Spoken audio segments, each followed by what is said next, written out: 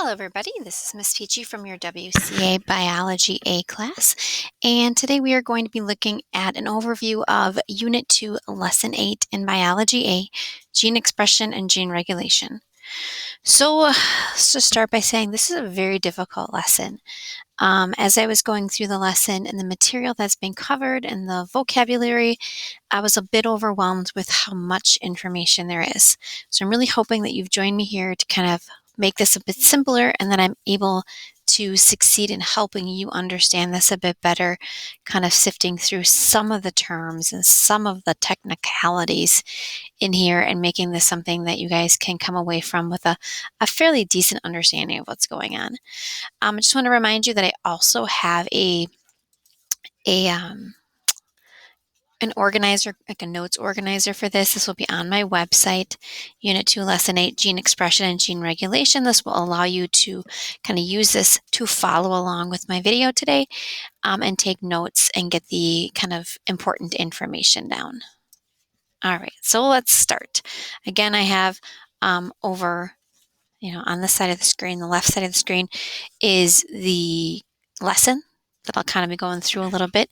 And on the right side of the screen over here, down below me, this is my whiteboard that I'll be writing some notes on for you as well.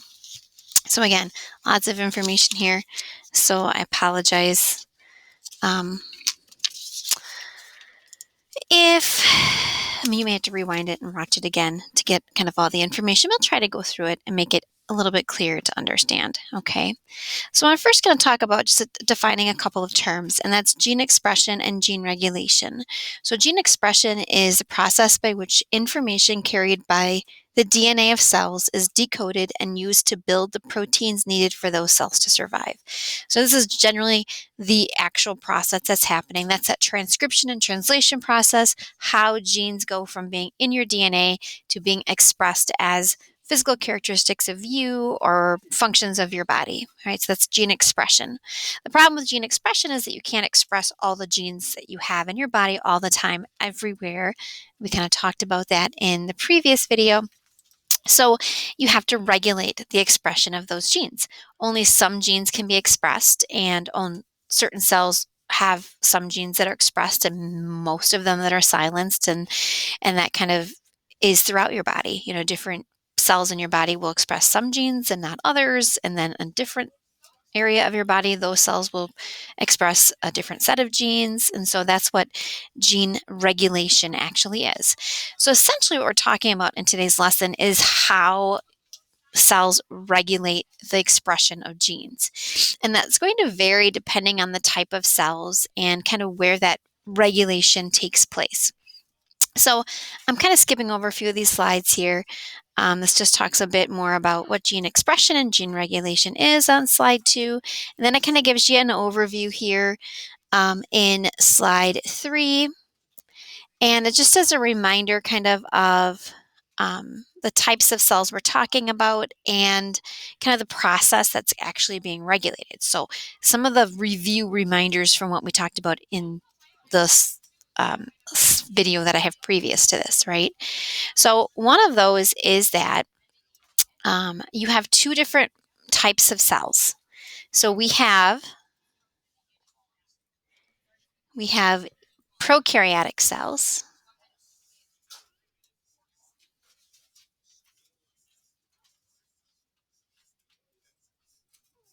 Oops.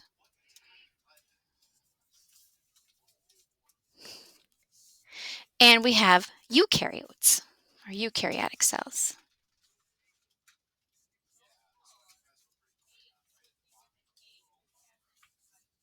Okay. So remember that prokaryotes are single cells. They're typically bacteria cells, right? So these are simple cells. They do not have organelles. They don't have a nucleus. So the DNA is free floating in the cytoplasm, and so are ribosomes. So both DNA and ribosomes are free floating in the cytoplasm. Okay, I put that on here.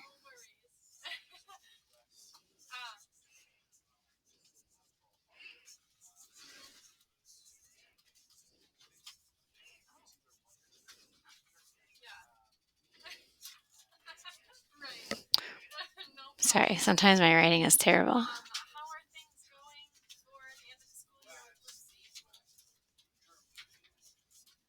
Okay, and then with our eukaryotes, we have the DNAs housed in a nucleus, right? I'm going to put that in a different color just because.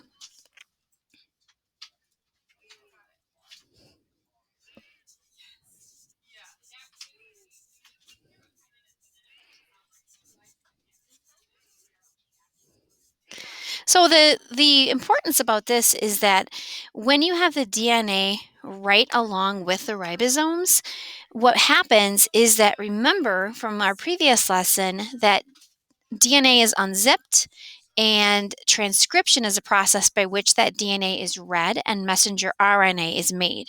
So that's transcription. And then translation is when the messenger RNA finds a ribosome and attaches to the ribosome. And then that ribosome, along with transfer RNA, the tRNA, actually assembles or the whole polypeptide chain. You get the amino acids that are being connected together, right? So that's translation. With a prokaryote, since you are having your transcription is happening with the DNA, it's right next to a ribosome. It's literally happening like one right after the other. There's no break or kind of pause in between. So transcription and translation happens immediately after transcription. So that's kind of what happens with. I'm going to actually get my skinnier pen. So,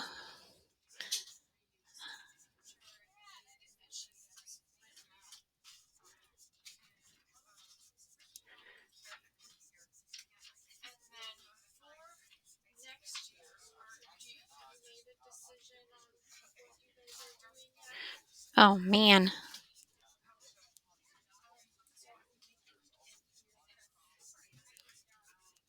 Okay. And then for a eukaryote, there's going to be a pause because after transcription, the messenger RNA will need to leave the nucleus to find a ribosome. So there's a pause simply because it has to travel, right? So delay after transcription. I really just need a better stylus. This thing is like too rubbery, so it doesn't glide well.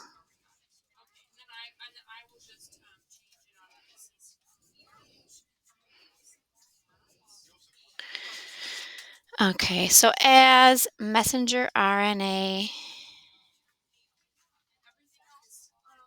leaves the nucleus.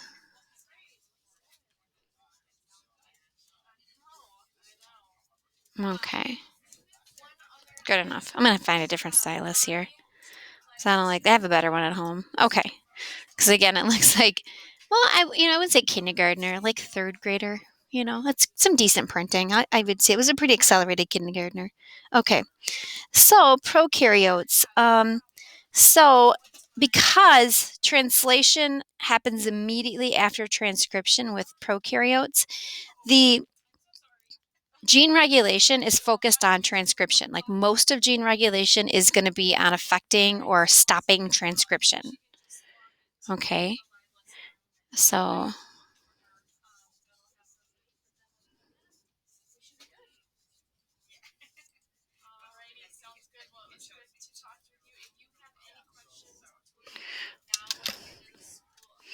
I think I can actually just type here too. So we're going to try it. The problem with typing is that it gives me a little box. And sometimes the box doesn't go where I want it to go. I don't want the box. I want the box right here. Which is the reason why I don't usually use it. There we go.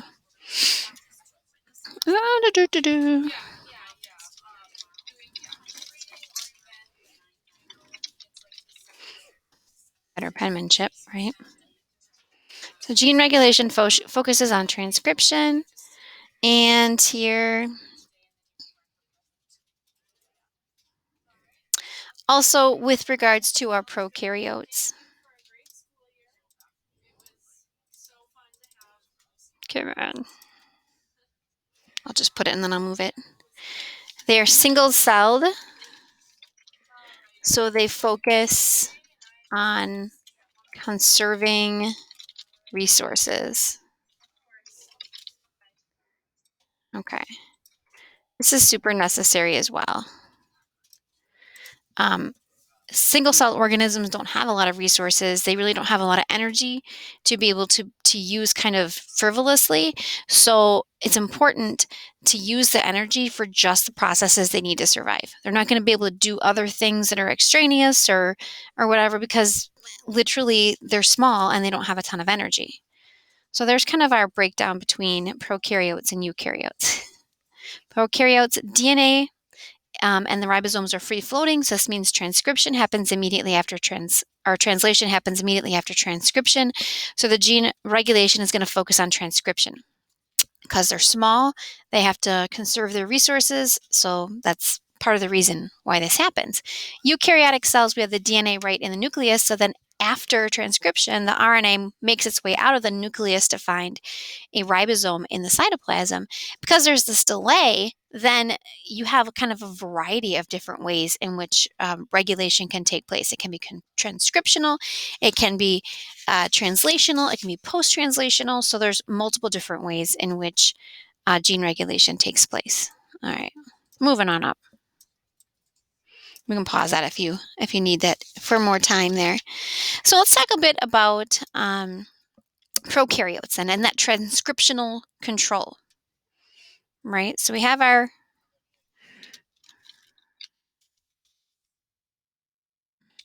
move this up here. Here we go.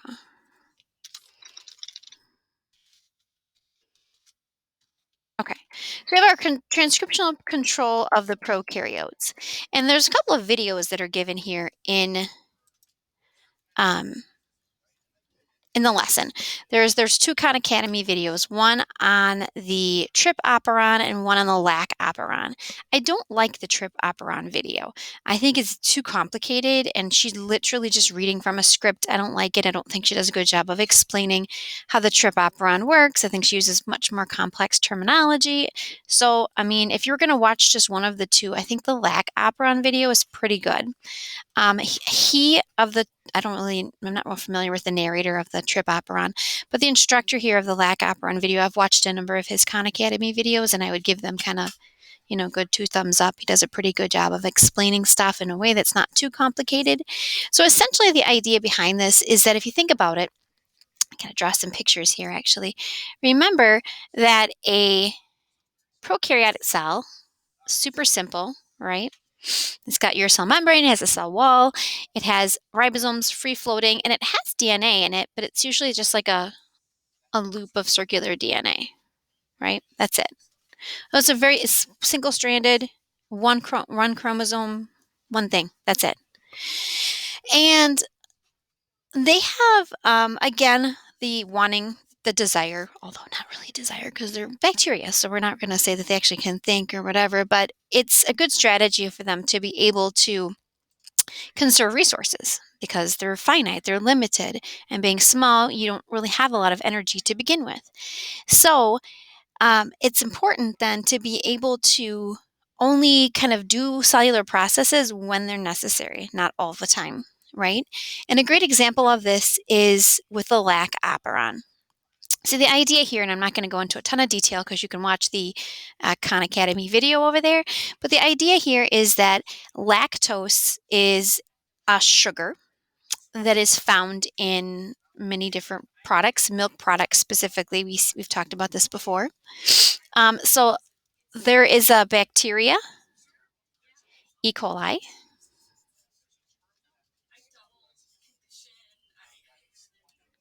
that is able to break down lactose and use those sugars for energy. That's really important to have food. However, to do this, they have to be able to produce an enzyme, lactase, that will then, actually, there's a couple of different enzymes that will break down that lactose into simpler sugars, things that are more easily digestible and usable, right? So to be able to use lactose, you have to be able to have the enzyme lactase to be able to actually break it down. So in the DNA of our prokaryote, there are a couple different segments on here. There is a segment called a promoter, which I'm just going to color with a pink line. That's our promoter. And our promoter, let's see if I can use a little word thing again. Can I change the color here? I don't know.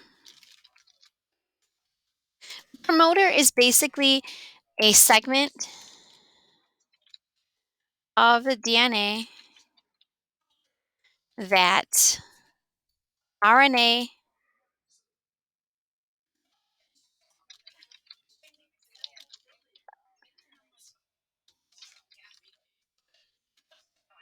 okay.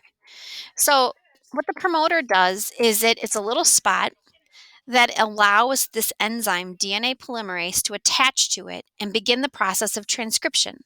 Remember, a transcription is when the DNA is changed into messenger RNA. So the RNA polymerase will actually do this. They'll start to transcribe the DNA and create the messenger RNA. There's also a second segment after the promoter, and I'll color that turquoise. And this segment here is called, by the way, this pink segment is our promoter. This teal segment is our operator. It's called the operator.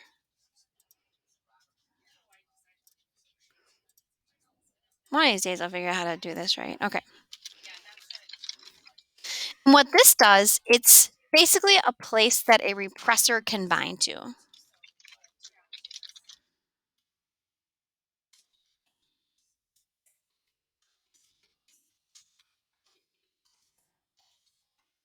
And as you might have guessed, a repressor stops transcription.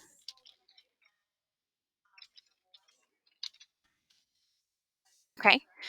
So if you want transcription to happen, then you don't want the repressor there. If you don't want transcription to happen, then you do want the repressor there, right? So the idea is that if lactose is present, so if there's lactose around, you definitely want to transcribe the genes to be able to produce lactase, which is, the enzyme that breaks down lactose, because you want that sugar, you want that energy. But if lactose isn't present, so there's no lactose, then you don't need to make the enzymes because it's a waste of energy to do that. So instead of having RNA polymerase bind, the repressor will bind and keep RNA polymerase from actually doing anything. Okay? So let me summarize that below here. Here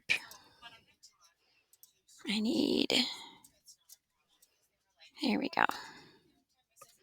So if lactose is present, then RNA polymerase, let me see if I need to move this up,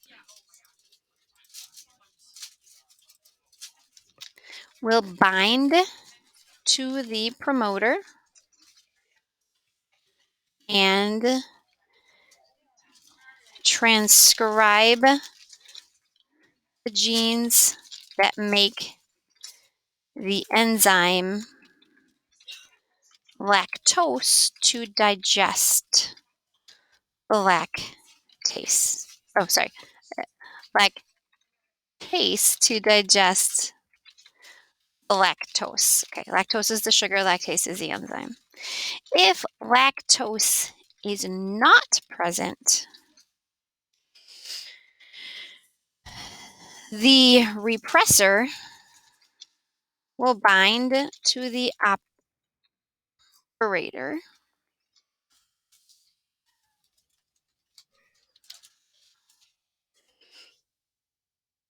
and stop transcription. Save energy. Okay. So this is a process of regulating gene expression during transcription, right? Essentially, sometimes the gene can be expressed and sometimes it's not. And it's happening by regulating the process of transcription. Either you transcribe the gene or you don't transcribe the gene. And the environment is kind of determining that factor. The presence of lactose in the environment, whether it's there or not there, is determining whether or not this type of transcriptional control takes place.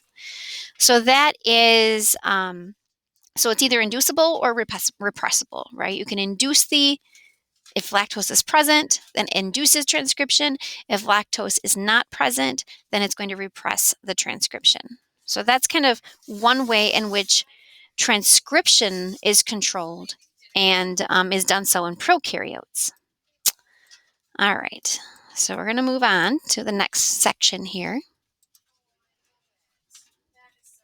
All right, so we're going to talk a little bit here about eukaryotes now. So eukaryotes are a little bit more complicated. We, made up of eukaryotic cells, have our DNA found in the nucleus of cells, and the DNA in the cells is present in a structure called chromatin. And chromatin is essentially made up of DNA wrapped around these histone proteins, and then there's other non-histone proteins found in there as well. So as you can picture, we've got these little histone proteins in there,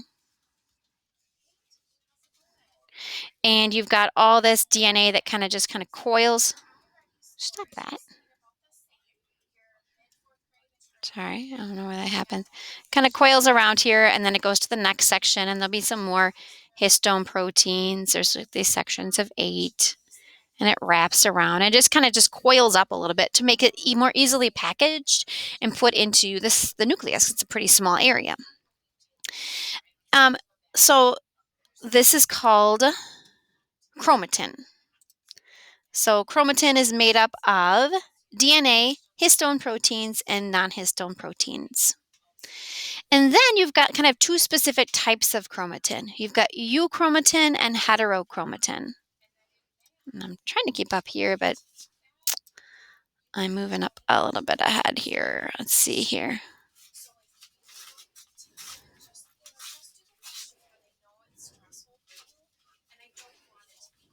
Where's our Khan Academy video? Oh, it's right here. I didn't like this one either. So the euchromatin and the heterochromatin. So euchromatin is when the chromatin will open up and kind of allow the DNA to be transcribed. We call that euchromatin. So this is chromatin that opens up and allows transcription. So I'm going to write that on here.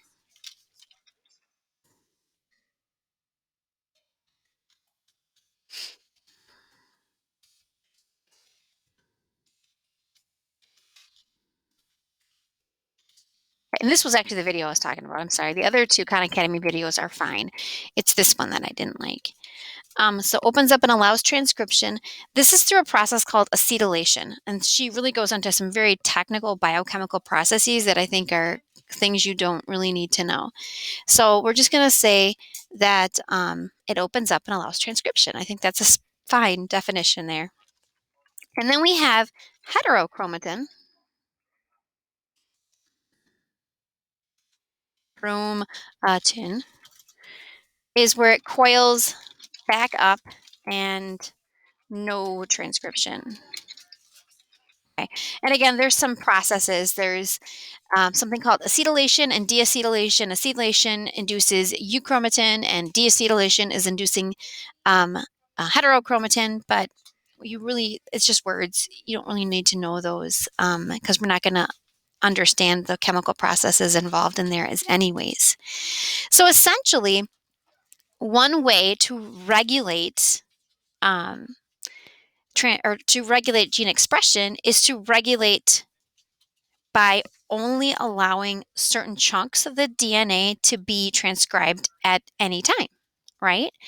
So by packaging up the DNA into these little packets, these little euchromatin and heterochromatin packets, it only enables some portions of the DNA to be able to be transcribed. So it's a transcription regulatory process, right? So let's get that up here. Can I move you? Hopefully. So this regulates gene expression by only allowing parts of the DNA to be opened up and transcribed. Okay, let's see if I can change the color of this. I just feel like I should be able to. I don't know. Oh, here it is. It's red, and I want to change it to blue. Yay, I changed it to blue. Good job, Miss Peachy. All right, so that's one way to regulate gene expression in transcription. Again, my picture is beautiful, I know, but it's literally these little packets of DNA that's wound around histones. And I think there's like 8 histones. It doesn't really have a great picture of that here as well. And only some of them can unwind and to be able to be transcribed at once. The rest of them kind of stay all wound up because they're being deacetylized or going through the process of decetylation. So that's one thing. Then we have something called gene silencing, and this is another method to control at transcriptional level.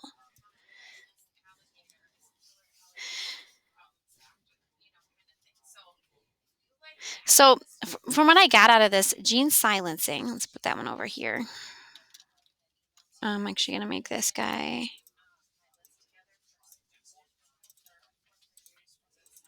How did it change the color? I don't remember. Okay.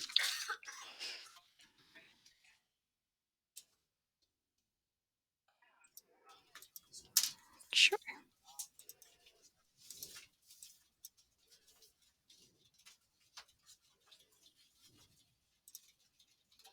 Nope.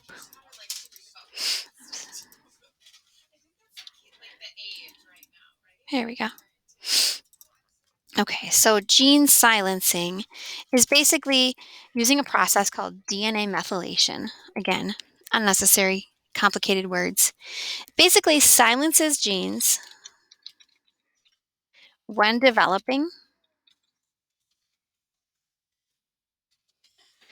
This is it literally one method they use is it actually physically impedes the process of being able to transcribe those genes. So there's actually a physical it must be a protein or whatever that binds to the DNA that keeps it from being able to be transcribed. Blocks. Okay. And this is important because it can happen like all over the body. And because every gene, like if you got your heart, for example, every heart cell in your heart is going to be a kind of a clone of the other ones. So you want the same thing happening in all of them. So as the heart cells divide, as the embryo is developing, that physical process of blocking anything else from being transcribed in that area is happening in all cells at the same time. All right, so then, so this is transcription. Now, after transcription, you have a product of transcription called messenger RNA, right? So transcription happens in the nucleus, and then messenger RNA is made, and then the messenger RNA travels from the nucleus outside into the cytoplasm and finds a ribosome for translation to happen. But before that can happen, before it can actually travel outside and find a ribosome, something happens called RNA processing. So, and this is just another method, it's kind of between transcription and translation that actually can control and regulate genes. So, RNA processing basically, that when transcription happens, there are segments of RNA that will be expressed. And then in between those segments, there are segments that are not going to be expressed. So I can draw a picture this time. So you have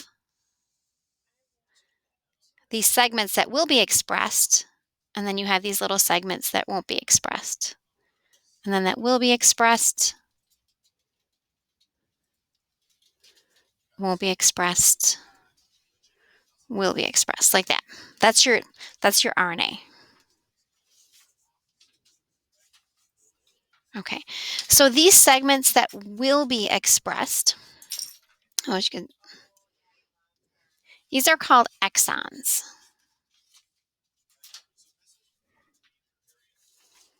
So this is the segment of the gene, and this is the same on the DNA and the RNA.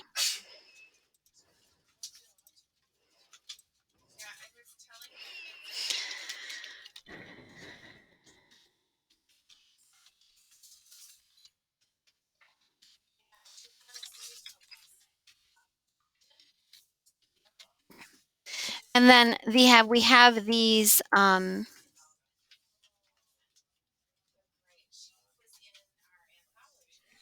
introns, which I have in pink here.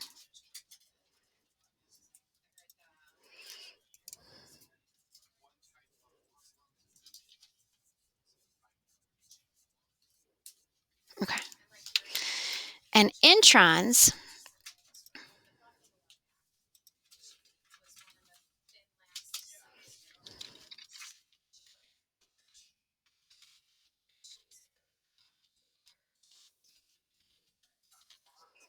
these are segments of genes that won't be expressed. So what happens is that during RNA processing, you have something called RNA splicing that takes place.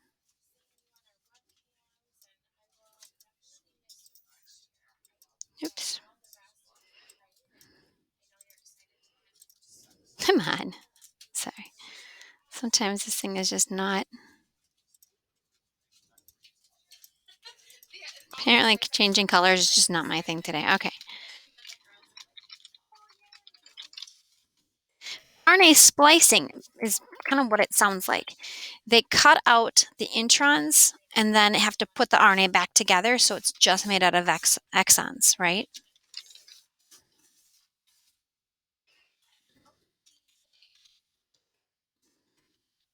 This happens before the RNA can then go and find a ribosome. It's actually kind of a cool process because they can put it back together in multiple ways to actually be able to transcribe several different or translate several different proteins from one segment of messenger RNA. I thought that was pretty cool. But we'll just focus on that. The RNA splicing is where we cut out the introns and splice it back together. Basically, what they can do is they can, during RNA splicing, this is kind of in this time period,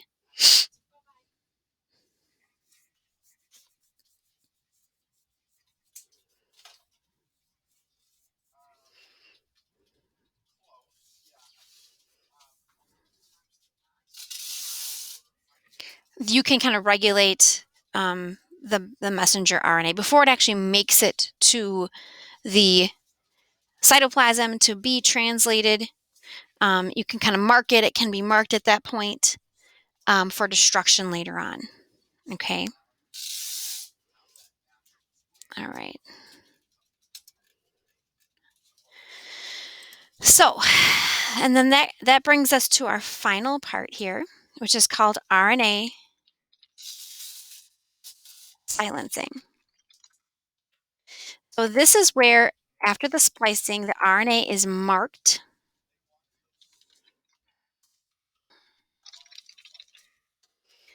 by a marked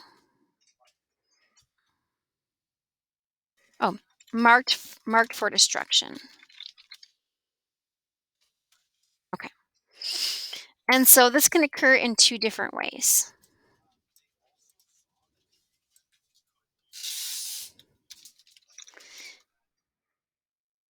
Let's see here. MicroRNAs can bind to the mRNA, which essentially marks it for destruction. So other enzymes will then be able to detect that microRNA, and it will just destroy them. So, which marks it for destruction.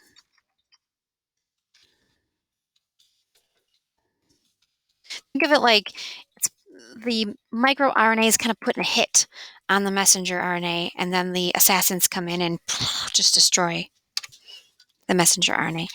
Or it can actually, a protein can be bound to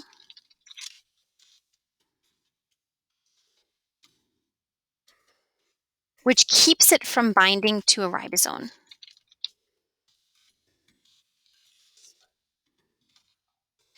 And this is kind of a temporary thing because if the protein is removed, then it can bind to the ribosome.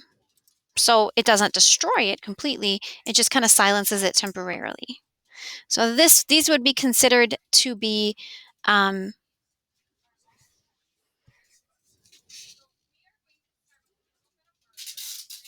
Translational control. That's what these are. So I'll put a little title up here. Because we're controlling the oh, get over here.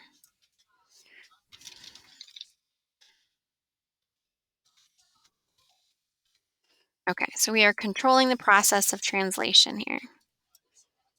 Come on, there we go. Colors, they're so pretty. All right. And then our final thing we have is post-translational control. So what happens if you already translate it? Now we have our protein that has been made, and what do we do now? We don't want it anymore. So post-translational control occurs similarly in both eukaryotes and prokaryotes. And basically, you have to destroy the protein. You can do this by a lot of different ways they talked about. One of them was to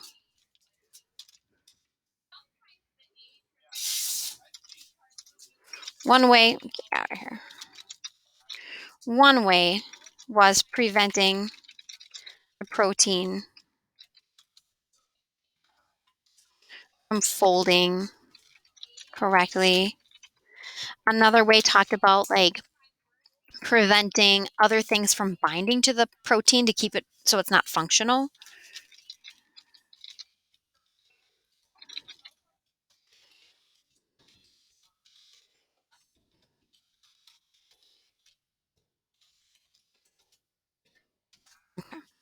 So let's go back and just review what we talked about. Oh, I didn't want to have that go away. Okay. So we talked about how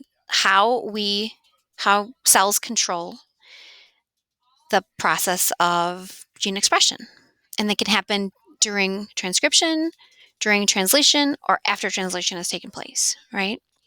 That prokaryotes favor transcriptional control because essentially the ribosomes are right next to where transcription happens, so it's easier. They do this oftentimes to be able to conserve resources. And we talked about the lag operon and how they have these areas called promoters and operators on the DNA. And if lactose is present, which is the environmental stimuli, then they want to be able to transcribe the genes to be able to make lactase so that they can use and eat that lactose. So in that case, they'll actually have the promoter, the RNA polymerase will bind to the promoter and it will be able to transcribe and make lactase, right? If no lactose is present, then they don't really want to do that because it's a waste of energy. So then a repressor will bind to the operator, that site, and stop transcription. So it's physically stopping transcription from happening because then RNA polymerase can't do its job. So that's one way that we do it at transcription. How eukaryotes are different because now their DNA is stored inside the nucleus, so it's not as easily accessible. But one way is kind of a physical way because the DNA is kind of wound around these histone proteins, and you've got euchromatin and heterochromatin. Euchromatin is where the little DNA that's wound around the histones can open up, and then that allows transcriptions to happen. But heterochromatin is where it doesn't open up, and so transcription can't happen. And so a process, acetylation, it takes place that allows euchromatin to occur, and it physically allows only parts of the DNA to be transcribed. So it's kind of controlling which sections are getting transcribed. We also have gene silencing, which is where there's a physical block that is kind of put on the DNA to keep transcription from happening. When DNA is transcribed into messenger RNA, it does this and an entire segment is transcribed. And parts of that segment are exons, which contain stuff that is needed to make that protein. And part are called introns, which is stuff that isn't needed. So before the messenger RNA can leave the nucleus, it has to go through RNA processing and RNA splicing, where they actually splice out the introns and put the exons back together. So they can control the process of RNA splicing and kind of make this messenger RNA not made, and then it won't be able to go through translation. Or they can actually mark the messenger RNA for destruction, which so then the messenger RNA is now leaving, it's going into the cytoplasm. And if it's marked for destruction, it's either going to be marked with a micro RNA, and then it's kind of like putting a hit on it, right? And so the hitman destroys it, or the enzyme comes and destroys it, or it can actually be a protein can be bound right to the messenger RNA, which keeps it from being able to bind to a ribosome. And so if it can't bind to the ribosome, it can't go through translation. And then you have, so those are translational controls. So we're basically keeping translation from happening. So if translation does happen, then you're going to make a protein. And if the protein is made, you might think, oh, it's too late now, but it's not, because they can still control the protein. Either keep the protein from folding correctly so it's not usable, or keep the protein from binding to something else that it needs to be able to be functional.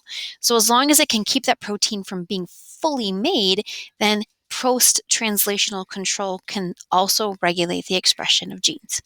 So that's everything in this lesson in a nutshell. It's a doozy, like I said, there's a lot of information here. Hopefully this was helpful and it simplified it for you guys a bit more. So that's all for this one, guys. I'll see you in the next one.